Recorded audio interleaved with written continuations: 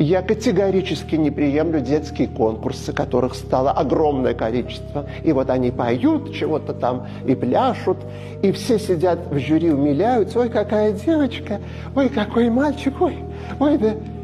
И что? Дети должны учиться в музыкальных школах, в танцевальных школах, художественных школах, спортивных школах, неважно, они должны учиться. Я бы не давал призов никаких до детских конкурсов. Всем шоколадки, всем грамоты. Психика ломается.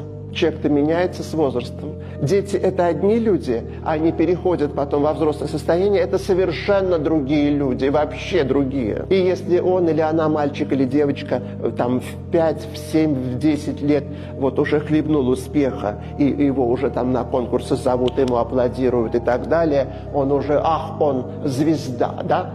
Но ему становится 18-19 лет, и все. Все прошло, а психика сломана.